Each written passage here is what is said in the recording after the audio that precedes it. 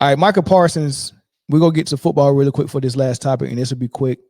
I don't think I'm gonna open the phone lines up for this one. I just wanted to give my 2 cents on it. For those of you who don't know, Cowboys got whooped by the Eagles, and after the post game, or not after the post game, but at the post game, there was an interview with Micah Parsons, and it appeared that he threw Mike McCarthy, who was their head coach, under the bus. You know, the question that they asked was basically, do you think Mike McCarthy is going to be here after the season? And he answered it. He started out answering it right, and he was like, "That's above my pay grade." But then he went into some other things, which you're going to hear, right? So you're going to hear a setup of what Micah Parsons said from Greeny on the Get Up show on ESPN, and then you're going to hear Micah Parsons' comments, and then you're going to hear the response from Rex Ryan. On Sunday, we can all agree on that. After the game, Micah Parsons appeared to take a shot at his own head coach, Mike McCarthy. It certainly sounded that way to our Rex Ryan, who responded here on Get Up. And then Micah Parsons responded to that on his podcast. Here was all of it. That's above my pay grade about if Mike is coaching again next year. But, all coaching aside, Mike can leave and go wherever he wants. But guys, I kind of feel bad for guys like Zach Martin and guys who might be on their last year or on their way out, because that's who I wanted to hold the trophy for. You want to win games and do great things with those type of legends who put in more time and work than Mike McCarthy ever did. So those are the kind of guys that I have so much sympathy and hurt for. Why the hell do you think you need to say that why do you need to hurt this man? Who do you think gets blamed for everything? He gets it anyway. And so why are you piling on? All right, yeah, dead man walking. Yeah, he is. But you know what? He's professional as hell. He hadn't once blamed a damn player, ever. It's bullshit. I never once threw or even intended to throw Mike McCarthy under the bus. Like I said, he's one of the most winningest coach. He is a Super Bowl champ. I never once brung up his past. And the question that was asked was about here in the Dallas Cowboys, did I see Mike McCarthy in our future? And I said, that's above my pay grade.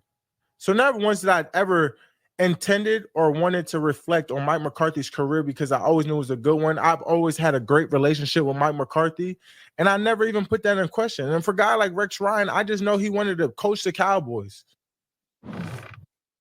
Look, man, this comment on screen is how I feel. This is not good. I've been saying this since Draymond Green. Like I was just watching a clip from Draymond Green, and he's discussing things that went on in the game that he just had against Jordan Poole, and he's been as messy as possible, man. It's just a bad look for him to try to laugh like, oh man, they was bullying me in this game. The young heads and Jordan Poole was bullying me in this game, and they laughing about it. Baron Davis on there laughing. Whoever his guest was laughing, because the inside joke is, I mean, how you gonna say Jordan Poole's bullying you? I mean, really, you really knocked his lights out, right? So that's not, I mean, like, come on, that's just like really tacky. And then I've never liked, especially when your team is losing like this, it's just a bad look for you to be going and having a live podcast talking about things around the league, things in that game, like, because you have to have content. Like, I do a podcast, right? So obviously, I know the time it takes, and it's not probably going to take him that much time because he's probably got the money to have a production crew and all of this stuff, man. But all he got to do is jump on camera and talk. But your mind has to be on things that's going to work for the algorithm, right? Your mind has to be on things that you think people want to hear you talk about, right? And that's what makes it tacky, because your mind, when you're playing football or playing basketball in a perfect world, and I'm not saying that everyone has to be like this, because everyone can't be like Michael or Kobe, who sleep, eat like Kevin Durant, who live basketball like there's nothing else that matters. I'm not saying everyone has to be like that, but what I'm saying is that if you're going to put your mind on something else, it's going to take it. Like, you can't be my superstar and you have your mind on something else like something similar to podcasting. Like that really takes some of your thought process. You get what I'm saying? Like even in you ever heard a married couple when like some people think cheating is what you do physically. You know, you actually got to do to cheat. But then there's some people who think like emotional cheating, if you're talking to the girl, if y'all just having a lot of conversation, then that's cheating, right? And the reason why that is because whatever you need stimulated mentally from a conversation standpoint from the opposite sex should come from your spouse or your girlfriend or your wife, whatever the case may be, right? And if you're saying I'm not going to give her that type of mental stimulation, I'm going to go outside my marriage and get it, even if I didn't touch the girl. If I'm just talking to her, that can be considered cheating.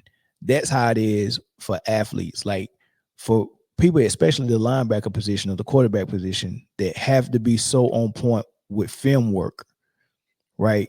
I'm watching film. I'm in the weight room. I'm working out. All of these things. Like I only got a 10 to 12 year window to do this at a very high level.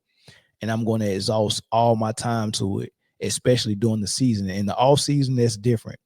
But during the season, I have to put every hour that I can into my craft, right? That's how we expect superstars to be that we're paying a lot of money to. Now, when you're doing the season, having to say, well, I have to drop an episode, and the episode needs to be good and juicy. I have to constantly think about what I want to talk about and deliver it. I got to talk about things that is probably not in my team's best interest to talk about. That's going to bring negative attention to my locker room with my teammate. And sometimes I have to create it, because in this scenario, I'm not accusing him of creating this stuff, but Stephen A does it a lot, where he used every beef, even if he didn't create it. If he has a beef with someone, he uses that to boost his show up. Oh, I heard what you said about me, Kevin Durant, but I ain't going to address it now. Tune in the First Take tomorrow.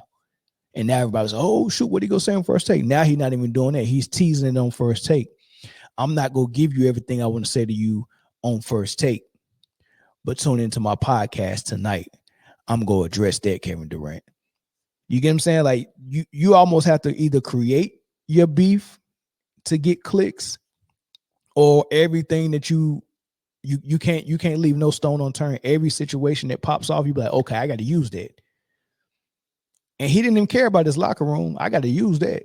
So if someone was telling me that Micah Parsons was creating this just so he can go talk about it on his podcast, I would believe it. He tweeted it out when Rex Ryan and Damian Woody. I should have played what Damian Woody said about him, but when Rex Ryan and Damian Woody said what they said about Micah Parsons, he tweeted it out. Oh, I'm going to discuss this on my podcast. Tune in. What the hell? Like, that is the most tackiest thing. So yeah, the player podcast, that's dead. I mean, like that we got to be. I mean, we got to do away with that. Like these teams, these organizations need to start putting in their contracts. Hey, look, man, if you go do something with the media, it needs to be done after the season, because technically what they're basically doing, but they're just doing it by creating their own podcast and getting signed with like Bleacher Report or somebody big like that, getting the bag. Basically what they're doing is saying, I'm going to go get a job at ESPN, and I'm going to be the guy on the panel with Stephen A. Smith debating the league that I play in, debating topics based on the league that I play in, and giving other teams bulletin board material, and possibly even debating things that's going on with my own team, in my own locker room, my own organization. That's tacky as hell. That's tacky as hell. So that's the only takeaway I got from this whole situation.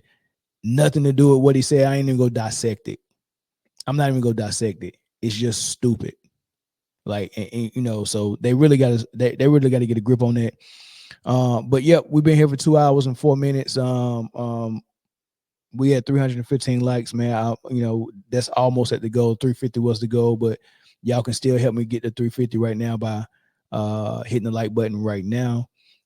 Today is Tuesday, so I got my Tuesday show out of the way. Y'all will see us again on Full Panel Friday at 4:30 Pacific time, 7:30 Eastern time. Cali Strong is one of our sponsors. Make sure you go and check out Cali Strong on their website. Use the promo code mandownsports to get 15% off.